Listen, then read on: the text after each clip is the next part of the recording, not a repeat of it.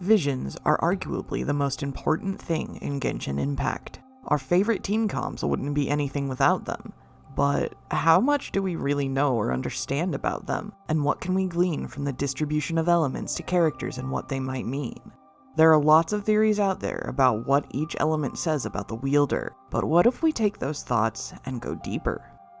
Unlike a lot of theory crafters in the Genshin community, no shade intended, I generally like to keep my research to in-game sources as much as possible without relying on outside information, aside from name and place etymology, and some glances into historical context, because I believe this is the most solid way to lay out theories. When you go and get too deep into the real-world equivalents, sometimes I feel it can obscure the actual intent of the text, in this case, the lore of Genshin itself, with outside ideas that can't be contextualized in the world of the game. I am, for the first time, aside from maybe a bit in my Old Norse etymology video, going to be shirking this rule of thumb a bit, as we take a dive head first into some of the biggest questions Genshin Impact leaves us with.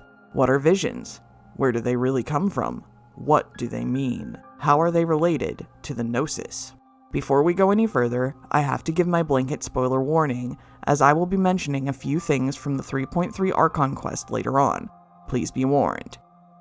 I'm Ganymede of the Hexen Circle, and I'll be your guide on this deep dive into visions and the Gnosticism from which they spring.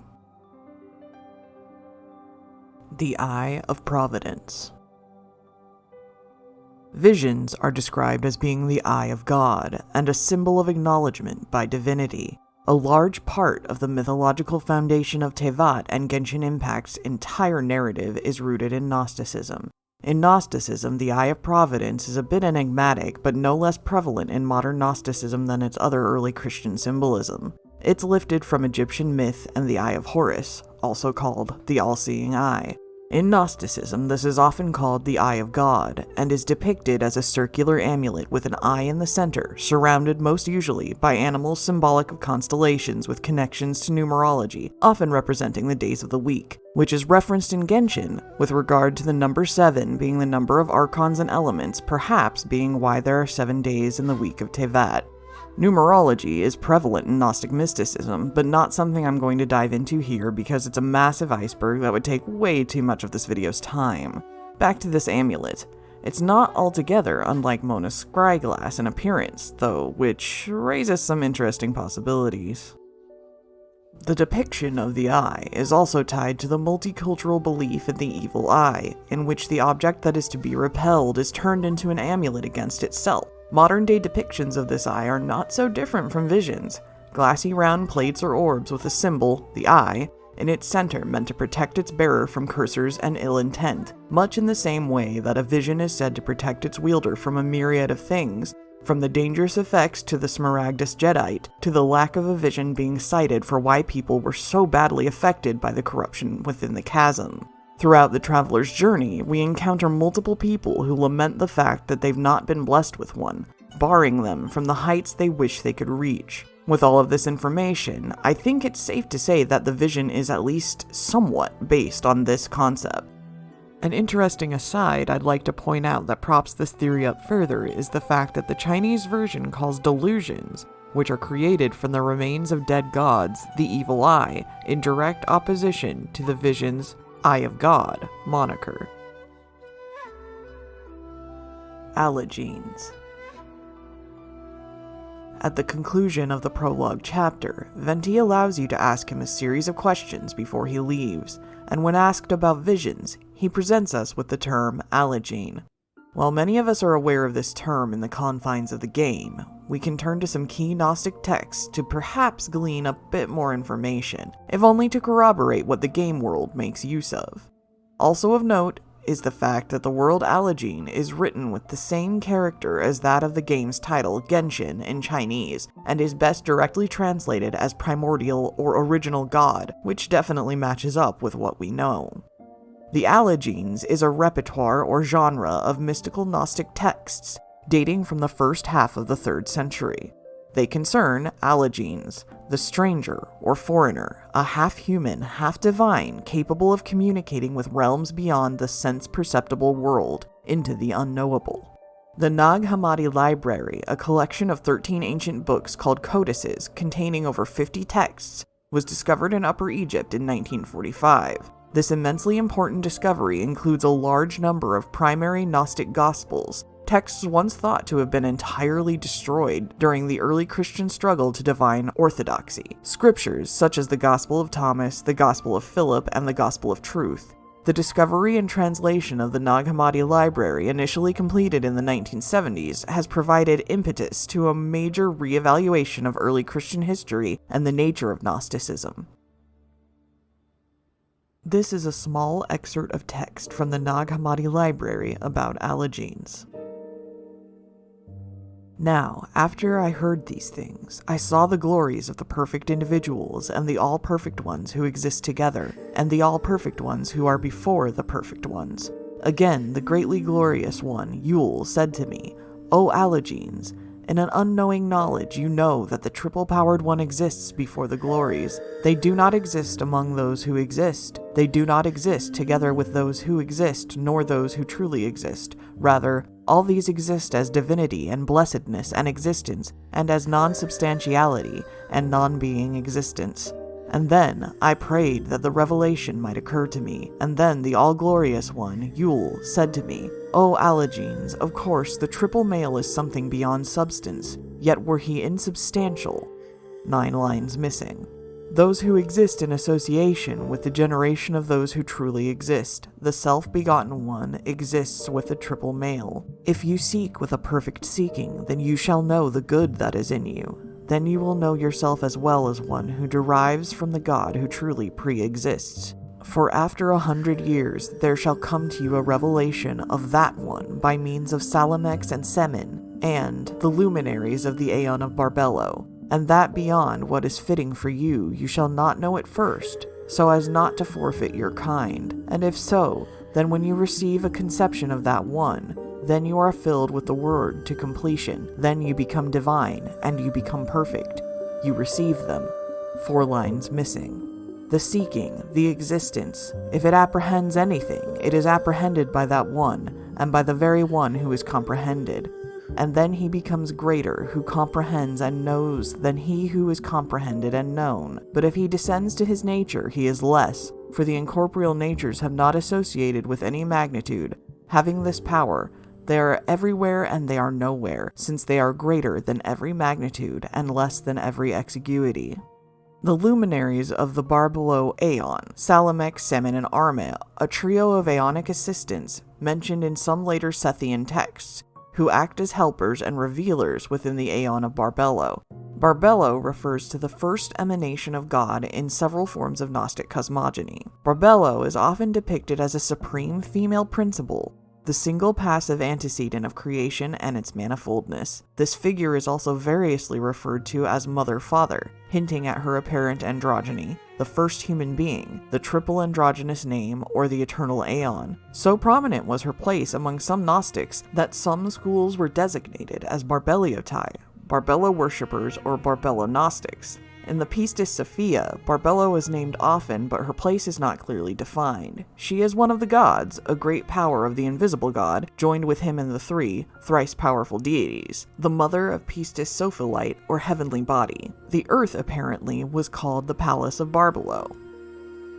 I'll take a moment here to explain that aeons are considered emanations of God, or in some traditions serve the same purpose as angels in mainstream Abrahamic belief. In Valentinianism, they form male-female pairs called syzygies, another familiar term from the world of Genshin, which is related to the reset of the Spiral Abyss. Interestingly enough, the Adventurer's Handbook entry on the Spiral Abyss mentions visions. The text reads, "Rumor has it that people who've ascended to Celestia have also witnessed the same helix-shaped divine ladder that can be seen within visions. Venturing out into the universe and down into the abyss are the same in that both are braving the dark unknown." So, what can we dig out of these dusty old apocrypha? First of all, we can conclude that Allergenes and visions are connected directly to the higher divinities of Tevat, and not just the Archons. Allergenes are considered foreigners to the material world, and in many sects of Gnosticism, the material world is considered the false or inferior world, kinda like in the Matrix. The text also suggests that Allergenes do not exist in the corporeal world, which speaks to the generalized Gnostic worldview that has in the modern age been interpreted into the many different conspiracy theories that suggest we live in a simulation or are otherwise unable to perceive the true world outside of our own consciousness. This, of course, seems to echo some of the popular theories about Teyvat, that Teyvat is a simulation created by extrapolated data, often tying back into the Honkai universe and its Project Arc. This text suggests that it is possible to reach a stage of completion or enlightenment through discovery that seems to mirror the idea in Genshin that Allergenes can ascend to Celestia. Also of interest to those of us privy to the forbidden knowledge in the Byakuya collection is the mention of the androgynous Aeon Barbello and her 3 luminaries. This brings about the idea to me that visions are directly related to the Primordial One and its shades, as they are sometimes mentioned as 3 shades rather than 4 for reasons still unknown to us. However, this can also be somewhat circumvented by considering that the Primordial One and the 4 shades are in fact represented in the same 1 and 4 structure presented in the Pistis Sophia, with the Primordial One being God with a capital G, and Barbello and her luminaries represented as the 4 shades. This blurb on the wiki about her also hints at that suggestion. She is obscurely described by Irenaeus as a never-aging Aeon in a virginal spirit to whom, according to certain Gnostici, the innominable Father wished to manifest himself, and who, with 4 successive beings whose names express thought and life had come forth from him, was quickened with joy at the sight, and herself gave birth to 3 or 4 other like beings. Berger A. Pearson writes, "The name Allergenes means another race or stranger. It is a Sethian name based on an interpretation of another seed in Genesis 4:25. This particular verse in the Bible has been interpreted by many to mean that the God of the Bible created another world or worlds or even universes aside from this one, and has been used to argue in favor of the idea that there must be life on other planets among Orthodox Christians. It's something hotly contested amongst different Christian sects to this day. Coming back to Genshin Impact, though, it definitely reiterates the idea that the creator of Teyvat, the Primordial One, was from another world entirely. The Byakuya collection states that when the Primordial One created the laws of the land, precisely mentioned is gravity and time, among other things. There were already living beings on Teyvat, and the natural world was already divided into 7 elements that were then ruled over by 7 dragon or bishop sovereigns whom the Primordial One did battle with in order to wrest control of the world from. This idea, mixed with the Gnostic term, makes me posit a little mini theory here that intertwines with one I'll state later. My idea is that perhaps the people who cannot receive visions, I think specifically of characters like the Fatui's Pantalone, who for all intents and purposes surely must be ambitious enough to qualify for a vision, might in fact be descended from the original people of Teyvat, ruled over by the bishops. We're given precedent for this possibility in Enkanomiya, where there was plenty of talk about bishop people. Though Kokomi denies this, the Abyss Herald Enjo and Sumi, the Abyssal Bishop's child, seem to stand in outright opposition to this claim. I think of this in less of a lizard people conspiracy theory sort of way, and more in the idea that even among modern humans, plenty of people still carry Neanderthal and Denisovan DNA. There's also the possibility that it's the other way around, and it's the original inhabitants of Teyvat that retain some ability to resonate with the elements, as the realm of light that was once the bishop's domain was said to have had far more powerful elemental flows that came in torrents rather than the gentle flow of the human realm's ley lines. The Archons.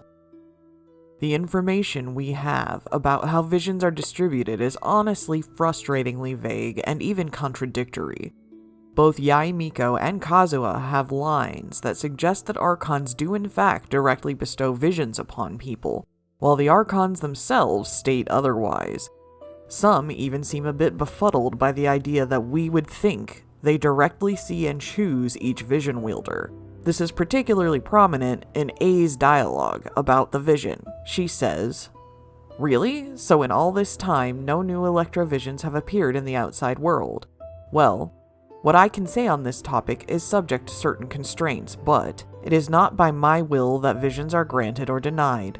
The key is people's desire and, Well, there's another side to it too. So clearly there's obvious information Celestia bars the Archons from giving freely. We've already witnessed this with regard to Zhongli in particular, who expresses regret at being unable to answer our questions about our twin and Conria due to the contracts he has to uphold.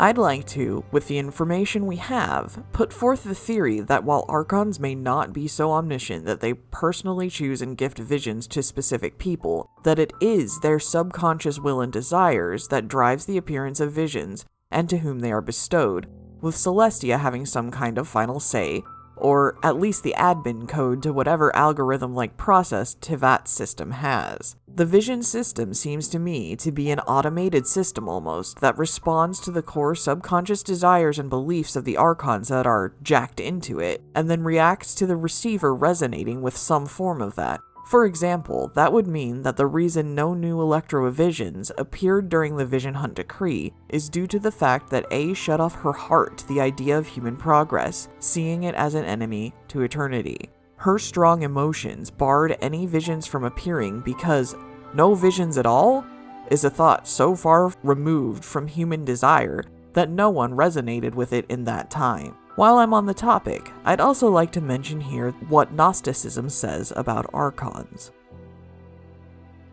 Archons are, in Gnosticism and religions closely related to it, the builders of the physical universe. Among the Archontics, Ophite, Sethians, and in the writings of the Nag Hammadi library, which I mentioned earlier, the Archons are rulers, each related to one of the 7 classical planets. They prevent souls from leaving the material realm. The political connotation of their name reflects rejection of the governmental system as flawed without chance of true salvation. In Manichaeism, the Archons are the rulers of a realm within the Kingdom of Darkness, who together make up the Prince of Darkness. In The Reality of the Rulers, the physical appearance of Archons is described as hermaphroditic, with their faces being those of beasts. A characteristic feature of the Gnostic concept of the universe is the role played in almost all Gnostic systems by the 7 world-creating Archons, known as the Hebdomad. These 7 are in most systems semi-hostile powers and are reckoned as the last and lowest emanations of the Godhead. Below them, and frequently considered as proceeding from them, comes the world of the actual devilish powers. There are, indeed, certain exceptions. Basilides taught the existence of a great Archon called Abraxas, who presided over 365 Archons. Now, before I end up turning this into an extreme deep dive on the Gnostic references in Genshin, I have to point and scream at the inclusion of yet another familiar name right there, Abrax. Enconomia's sage, who created the Helios after receiving a dream from Kairos, or Istaroth. This also has me thinking about the concept of Archon residue as presented in the Genshin webcomic and Kolei's story, as it seems that any fallen god's remains are considered this, though only the winners of the Archon War now carry that title. The 7 Archons of Gnosticism correspond with the 7 classical planets, though which corresponds to which and even the names of the 7 Archons change across the texts. It is of interest to note, however, that in some forms of modern Gnosticism, the Archons correspond with 7 archangels, though in actual Orthodox Christian canon, there are only 4, who some theory crafters have likened to the 4 shades serving the primordial one. The Secret Book of John names the 7 Archons thusly: Goodness paired with the first, Athoth; Providence paired with the second, Eloias; Divinity paired with the third, Astaphios; Lordship paired with the fourth, Yao; Kingdom paired with the fifth, Sabaoth; Zeal paired with the sixth, Adonin; Understanding paired with the 7, Sabbatias. Our Archons in Tevat are of course labeled differently. Barbados is freedom, Morax is contracts, Baal and Beelzebul are eternity, Buer is wisdom, Folklore is justice. Then we have the unnamed Archon of Natlan, that is war, and the Saritsa, who is love. I spent a good while puzzling over this, trying to think of how each one might apply to our in-game Archons, but I think that would just be an exercise in guesswork at this point, so I'll leave it up to you guys to discuss if you'd like. I did, however, find it relatively easy to assign each a classical planet via Gnostic and Hermetic alchemical properties that are associated with each one, as they match up very nicely with each Archon. I don't find the outcome terribly relevant, so I'll just slap a graphic up on the screen here for your perusal if you're interested. It's also important to state that ideas like this don't always translate very well across cultures. A little about me. I studied abroad in Japan when I was a young whippersnapper, and I spent a lot of my time there immersed in the cultural aspects around shrines and deities, as my host family was connected to a local shrine. I also have a bit of knowledge of Taoism under my belt, and can honestly say that the West's idea of spirits, angels, and demons feels closer to the Eastern concept of plural gods. That shift is hard for people raised culturally Christian to grasp at times from what I read out there on the internets, and I definitely think doing a few hearty Google searches and reading about the classical religious beliefs in China will help you better understand the idea of gods and archons as presented in Tevat. If you come in with the idea that gods are omniscient and all-powerful like the one creator god espoused by Abrahamic conventions, and with that knowledge alone, some of Tevat's mythos can be very confusing for you. Okay, enough of that tangent. In Gnosticism, the Archons were created by the Demiurge, the creator. The recurring image of Archons is that of jailers imprisoning the divine spark in human souls and captive in material creation. According to some mythologies, the purpose of the Gnosis sent from the realms of divine light beyond the universe, through the divine emanation, or Aeon, Christ, was to enable Gnostic initiates to pass through the spheres of the Archons and then into the realms of light. I think it's interesting that this process is described in such a way because it's basically our journey as the traveler. We pass through each realm of the Archons on our way to the end of our journey. This harkens back once again to the Byakuya-koku collection and Enkanomiya. At some point, the people of Enkanomiya built the towers of the three realms at the borders of Byakuya-koku. Because Byakuya-koku was on the border between three different realms, the human realm, the light realm, and the void realm, they built these towers to stabilize the tendencies of Byakuya-koku and maintain harmony between the three realms. The light realm is the realm of the Vishops and all purely elemental arcane entities in Tevat. This is curious as the Vishops hate the light of the sun and remain underground. At the same time, the Abyss, the Void Realm, is also highly dangerous to them, but more so than the existence of the various realms, still left rather mysterious for us in game. I find the mention of the Archons being jailers who imprison the divine spark of humanity to be rather interesting. Obviously, none of the Archons we've met can be considered necessarily truly evil, though I definitely consider A's position to be the most morally dubious out of them so far. But I think that the idea of the Archons being used for this purpose by Genshin's demiurge, whoever is in charge of Celestia, is not too far-fetched at all. And what does Daneslafe say about the Archons and visions? The gods goad us on with the promise of their 7 treasures, rewards for the worthy, the doorway to divinity.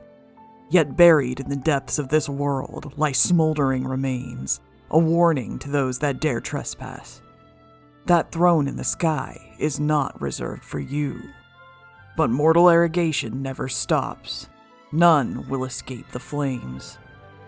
This brings to mind being taunted with a carrot on a stick, the promise that those who receive visions might also ascend to godhood. And though we have some ancient accounts of this promise coming true, like with Vanessa and Guhua, in the last 500 years since the calamity in Conria, I don't think we've encountered a single tale of someone achieving that ascension. In some of Wanderer's voice lines, he refers to Tevat as a prison, suggesting that the gods are the jailers who mock us with the distribution of visions, and that sticks with me as an apt parallel. And as one of the characters in the game most privy to the information about the truth of Tevat, I'm honestly in no position to argue with him. If anything, it corroborates the ideas that the Archons are pawns and tools of Celestia used to cage in the people of Tevat. But for what purpose? Do they even know the truth? I honestly doubt it. What does Celestia need or want that hinges so importantly on the common folk not finding out the truth? That is a question we don't yet have the answer to, but hopefully we're getting closer to it with each update. The properties of visions. So now, onto the physical properties of visions. All but the visions of Liyue and our one crossover character have spherical gems in the center. Between vision wielders, the size seems to vary just slightly from person to person, but it's unclear if this distinction has any meaning outside of character design. For instance, Diluc's vision is visibly smaller than Kaya's and Jean's. The word is still out as to whether or not the odd square, diamond shape of Liyue's vision versus the others all being round has any importance, but I'll mention it here just for the sake of covering bases. Visions are, as far as we know, indestructible and seem to actively rebel being taken from their user, as evidenced when Kazuha gripped his friend's vision and it burned his hands. This is, however, the only account we have of this. This phenomena did not seem to take place during the Raiden Shogun's Vision Hunt decree, so perhaps this too is somehow tied to the will of the Archons. The vision casing is likely more of a visual aid for us players in the menu than anything terribly significant, but I think it is of importance that the one vision we've now seen manifest came with its region-specific casing already in place in the 3.3 Archon quest. We know that visions react to and resonate with certain elemental energies, though this also is not clearly explained and may have just been a gimmick for the event quest it was used in. Upon receiving a vision holder is also given a constellation, which is said to guide their fate. On fate itself, Mona Magistus says that fate cannot be changed or avoided, only accepted. A vision holder is offered some measure of protection against things that are considered actively hazardous to the average person. We also know that visions are related to a person's ambition, as well as other factors that the Raiden Shogun says she cannot relate to us. That certainly gets me to thinking about the question some NPCs have posed. What makes one person's ambition more worthy than the next? If it were simply an unspeakably strong desire, then wouldn't everyone ever faced with a life or death choice manifest one? Couldn't someone game the system by putting themselves or a loved one in genuine harm's way and bank on their desire, saving them with a vision at the last moment? That leads me to my next mini-theory, and it ties in with the cyclical nature of Teyvat. I believe that most vision wielders are in fact the same vision wielders that have always existed. One of the most glaringly prominent unspoken factors of life in Teyvat is the concept of reincarnation. This is one that is very rarely, if at all, ever touched upon in text, but is presented to us in what is perhaps the best and most effective storytelling technique Hoyoverse utilizes, the concept that we writers call show, don't tell. As far back as the Mondstadt prologue chapter and Venti's story quest, we've been shown that not only social climates and events from the past are repetitive in Teyvat's nature, but characters as well. The original Dawn Knight depicted in Venti's recollection of the fall of Decarabian is identical to Diluc, though he's perhaps a tiny bit more strapping. Just look at that facial hair. Very distinguished. We see this also in Jean and the original Gunhilda Knight, and then, the most prominently, in Sumeru with the priest Kasala, who was the last protector of Deshret's temple, and is depicted as being identical to Sino save for his hair color. This also brings to mind the popular fan theory that Ningguang is Guizhong's reincarnation, which is made all the more interesting by the fact that her vision was not bestowed upon her in the normal way, but as an ancient masterless vision that happened to recognize her as its master. While not true in the case of the Dawn Knight and the original Gunhilda Knight, I think it's important to note that one of the first things we learn about Allegenes, vision holders, is that their vision means that they are capable of ascending to godhood. I think then it's not at all a leap to suggest that the gods who have died over the eons might very well be reincarnated as normal people, who then become vision wielders all over again, mighty souls with the potential to become more than human.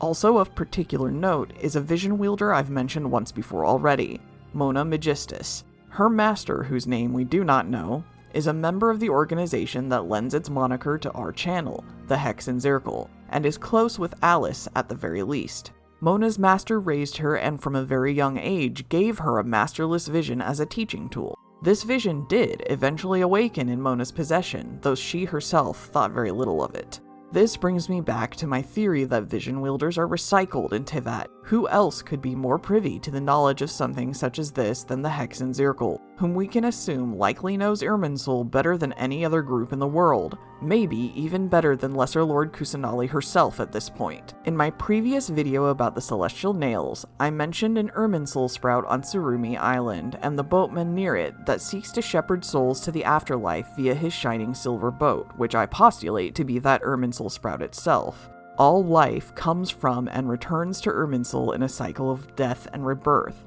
So why else would an old and powerful witch with deep knowledge of Irminsul simply hand over a dormant vision to her new student on a whim, if not with the knowledge that it belonged to this particular soul? As to Mona's karmic fate, or who she was once in the distant past, we can only guess. A primary candidate, in my opinion, is the sapphire-eyed witch from Mondstadt's past, as we've seen these reincarnations can have deviating appearances due to Sino and Kasala's differences. Either way, I think it gives at least a little extra weight to my theory. Now, I don't think that every vision wielder absolutely must be a reincarnated god or hero from the past, but I think that a good portion of them are. Of course, new extraordinary circumstances occur all the time, and new heroes will always be born out of the mix. One that comes to mind is Albedo, a completely new, as far as we know, life form who managed to receive a vision. But I also see him as an outlier that might have plenty more secrets to reveal as the story progresses. Gnosis. This leads me to the Archons Gnoses. There are plenty of theories and questions out there with regard to these, so I'm just going to go over my own thoughts on them.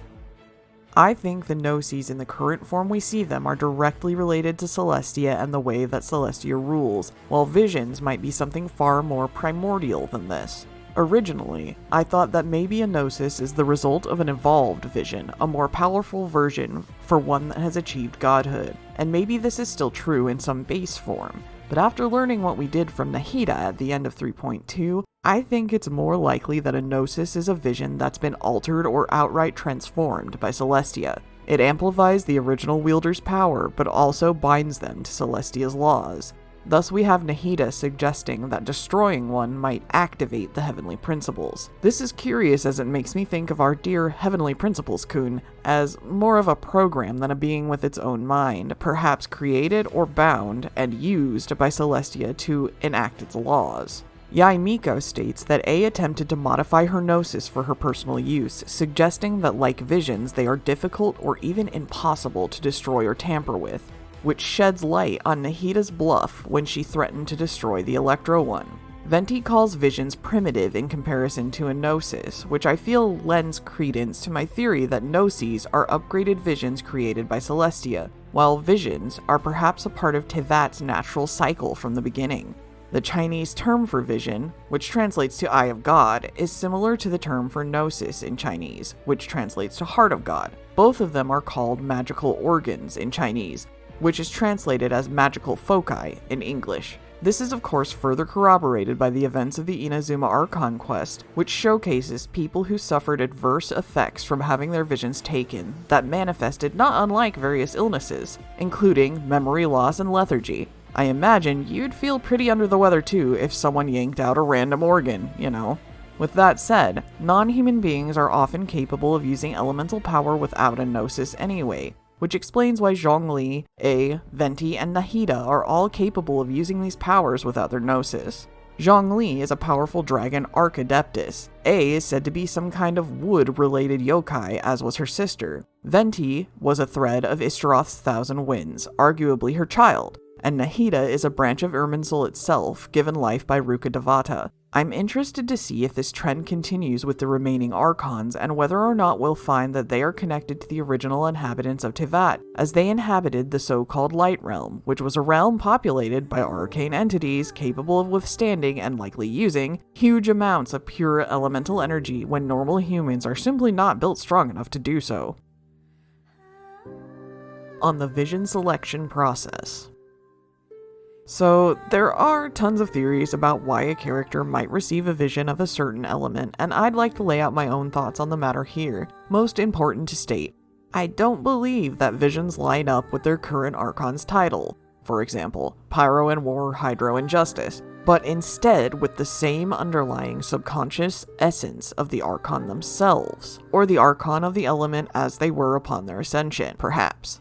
I feel this slots in nicely with my theory that visions are primordial in nature, a naturally occurring part of Tevat's world that has now been partially co-opted by the current rulers of Celestia. My criteria are thus, but I do not think a vision wielder necessarily has to have all of these traits listed for each one, and I think that sometimes they might manifest these traits in twisted or subverted ways, like an inverted tarot card. Geo. Loyalty, either to a person, people, or beliefs and ideals. For example, Albedo's loyalty to his master, Ito's loyalty to his gang, Yunjin's loyalty to her art and troupe, Goro's loyalty to his cause, Ningguang's loyalty to Liyue. Dendro, commitment to learning, not only book smarts, but reaching one's full potential as a person. This is shown in Tignari's commitment to the forest ecosystem, Cole's commitment to bettering herself and learning to be the best forest ranger she can be, Alhatham's commitment to his own personal progress, largely without regard to those around him, and Kave's commitment to architecture as an art. Electro, represented as solitude, loneliness, and being othered. Kuki Shinobu's standing, both with and apart from the Arataki gang, versus the gang's general attitude. Fischl's loneliness and feelings of otherness. Sino, like Kuki, standing above and apart from the rest of the Matra. Lisa's coy nature, hiding her secrets and keeping people at arm's length. Yaimiko presents in much the same vein. Animo, overcoming loss. Kazuha's loss of his friend at the hands of the Raiden Shogun. Farazan making it out of a time warp to find all who she knew were dead. Sucrose losing her childhood friends. Zhao, I mean, just look at him. Wanderer also is self-explanatory. Even little Sayu lost her master, and some believe that the shock of it is what led to her lethargy. Hydro, nurturing, protecting, and the arts. Tartaglia and his instinct to protect children. Ayato as the protector of his clan and the people of Inazuma City. Kokomi in much the same vein. Candace as protector of Aru Village. Mona's relationship with Fischl. Nilu as protector of the theater and the arts in Sumeru. Even Yelan is in a lot of ways a protector of Liyue, if but from the shadows. Cryo, love and longing. Kaya's vision materialized at a moment one might associate with twisted love and longing to be accepted even for his dark secrets. Shenhe longed to be finally accepted into human society and in turn love. Eula longs to be free from the shackles of her family's sins. Ayaka longs to be able to be at least somewhat free from what decorum demands of her. Layla just wants to sleep. Let the girl sleep. That's true love. Pyro, personified ideals and justice. Diluc, just Diluc. Yanfei is a literal lawyer. Amber lives to uphold her ideals as an outrider. Bennett, too, upholds what he believes as an adventurer. Hu Tao is full of hot takes and upholds her ideals as a guide to the dead. Xin Yan personifies her ideals through rock and roll, just as Xiangling does through cooking. Toma, in much the same way, personifies his ideals through service to the Kamisato clan. At the end of the day, no classification like this can be perfect and there will always be outliers, but I feel my breakdown is pretty accurate to the characters in each category. What this says about the visions themselves at the end of the day remains to be seen. I feel pretty confident throwing my hat into the ring with this one though. Really, this last section was just for fun, but I do think it's cool that the visions seem to match up with certain aspects of their wielders' personalities. It makes me think a little bit of real-world astrology, and I don't think that's a coincidence, since each vision comes with its own constellation. While the small folk of Teyvat continue about their mundane lives, the Eye of the Gods looks on in perpetuity. We're left to wonder, is the doling out of visions an automated system? Does seeing Rana and Wanderer receive visions right before our eyes mean that someone is still very much watching the lands below from up on high? Why does someone like Layla qualify to receive a vision when a man as driven as the Fatui's Pantalone does not? All of these questions remain unanswered, and we can only hope to find them as we step forward and continue our journey through Teyvat. Thank you for going on this rather rambly, messy adventure with me. I hope you'll stick around for the next one. For now, this is Ganymede of the Hexen Zirkel, signing off.